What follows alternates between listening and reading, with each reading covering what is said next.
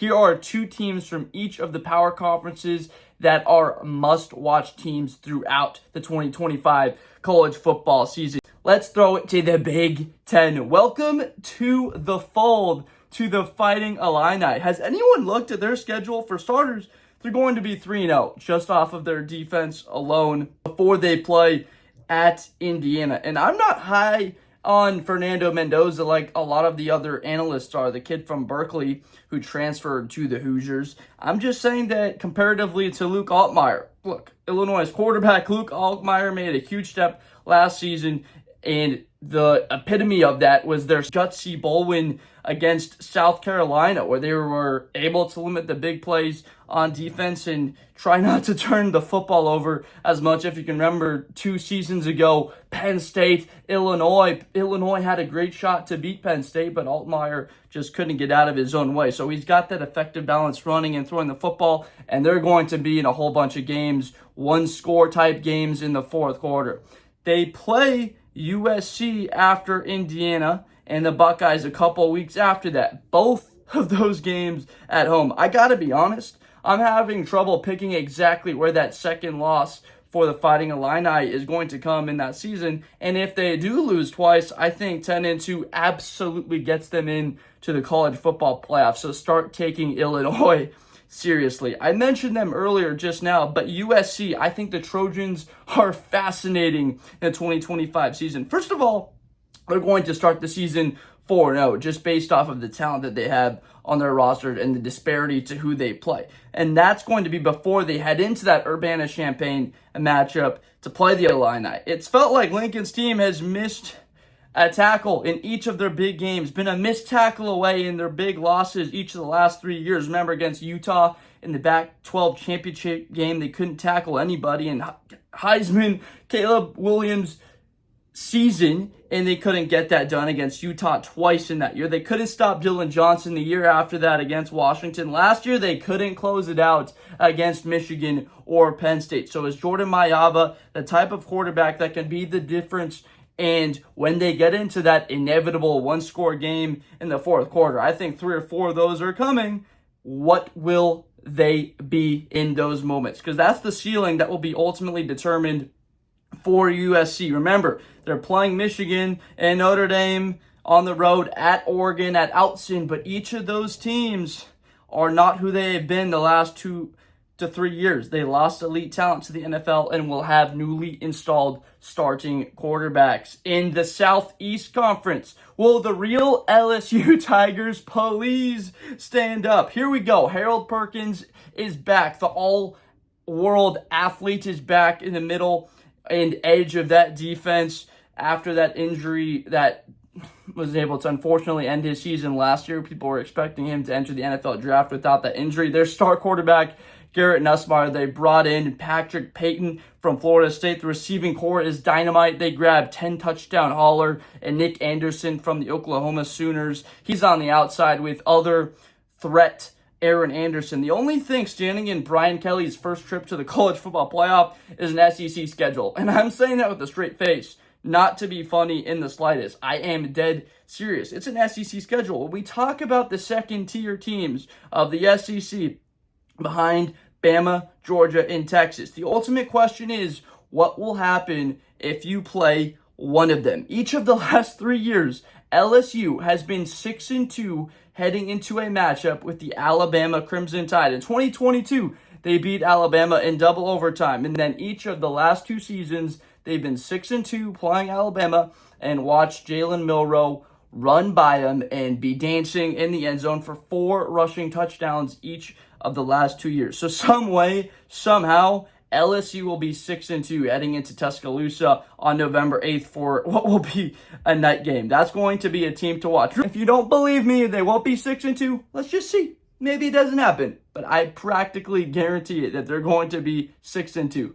Let's see how that shakes out. The next team might just shock you because I don't even think their head coach believes that they're going to be a national title or college football playoff contender in Billy Napier. Like, just look at their schedule, but the sheer weight of that schedule is why they're going to be utterly fascinating and interesting to watch for Florida. I mean, do you remember 2 years ago, Florida State was 11-0, coasting through it, shot ACC championship game, all that in front of him. Florida got up in that game 12-0, and then the Seminoles were taken right to the wire in that one. And how about last year? Ole Miss thinking they've got their ticket punched to the college football playoff, and bam, Florida hits them right in the mouth, and they come up with a late game win. When we look at the Gators play in the SEC, the eyeballs are just going to be on it because their schedule is going to be ridiculously tough. No one will be shocked, at least I won't be, if they walk away with one or two massive SEC matchup wins, because Lagway is like most gunslingers. He can get hot. I don't know if it's going to be Texas or Georgia that they beat, or LSU or Ole Miss again like it was last year, but someone is going to take the Gators lightly, and they are going to get burned, and it is going to be incredible to watch. Georgia Tech, to start it off in the ACC, they've been a part of two of the most entertaining games each of the last 2 years. How many of you remember undefeated Miami back in 2023 with the football, and they ran a play instead of taking a knee? Mario Cristobal, in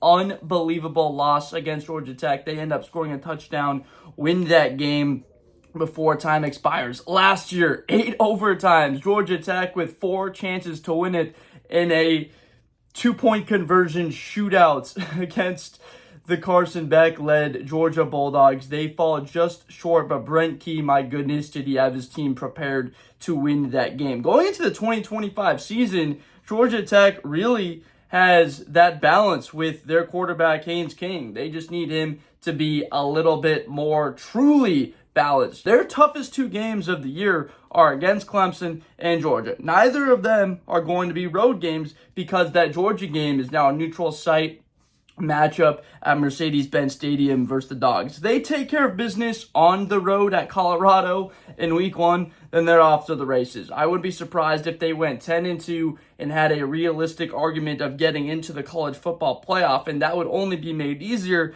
if they had only one conference loss. They could be finding themselves playing the ACC championship game and into the CFB. The whole conference will be waiting for them to fail, and I'm just not so sure that the Georgia Tech Yellow Jackets are going to, with 6-year veteran quarterback Haynes King at the helm. Moving things along in the ACC, how about Florida State? So they had a historically bad season last year, from 13 wins in 2023 to just down to 2 last year. But that's what happens when you take a dip into a pool and you're expecting to fall into a refreshing 20,000 gallon tank, and instead you just hit complete pavement at the bottom. There's no water there, and it's all been drained. That's exactly what happened. Florida State hit concrete with the transfer portal well last year, and they're the definition of the wild card in this conference. I mean, they open up with Bama, they play Miami at home early in October, and then at Clemson early in November, and then end the season at Florida. All of those are their tough matchups,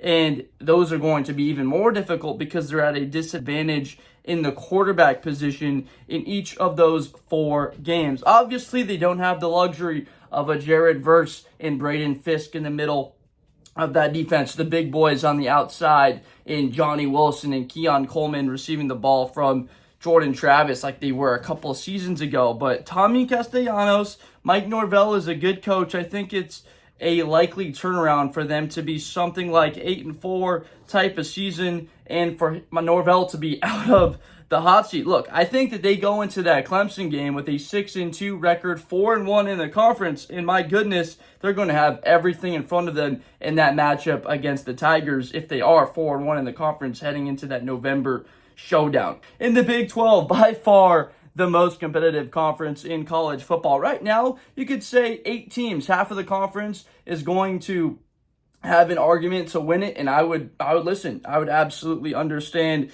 your reasoning, and it would make sense to me. I'd listen to all of that, and picking it wouldn't be hard. That's why I think Iowa State is a fascinating team. All the talk is about Sam Leavitt and ASU, but all that I have seen from Rocco Becht is him throw for 6,600 yards and almost 50 touchdowns passing the last 2 years to go along with another dozen scores on the ground. Why I picked him is I want to see what he is without the elite wide receiver talent, without your second rounder, without your third rounder, the wide receivers, Jaden Higgins and Jaden Noel, going to the NFL. What is he going to be without them? Because I love their running back, Carson Hansen. This kid looks like he was built in an Iowa cornfield lab, running the football very solidly. So I think you're fooling yourself if you don't think the Cyclones are going to be competing, or at least very competitive, in the Big 12 once again. And then my last team to watch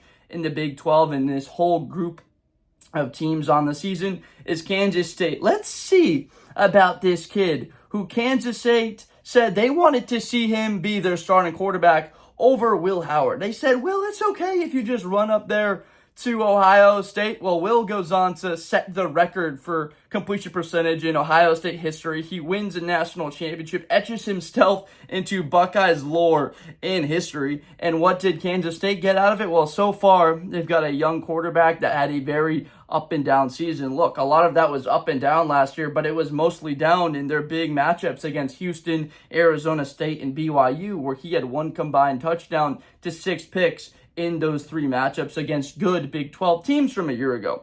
Also, this kid's from Wichita, Kansas, so I think a lot of the happiness that he has in the future might be pending on his performance throughout this. You know, people that usually stick around their hometowns or the state that they grew up in, so he's going to have a nice little run here the next year or two for them.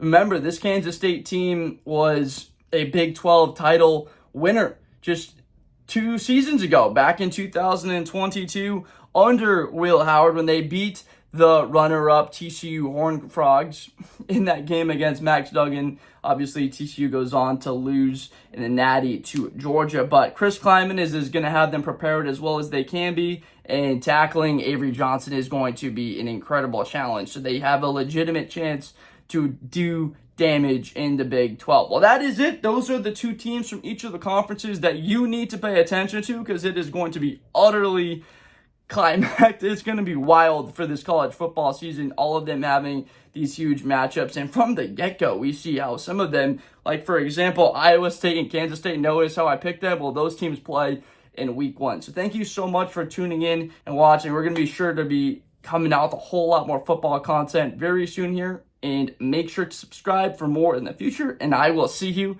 next time. Thank you.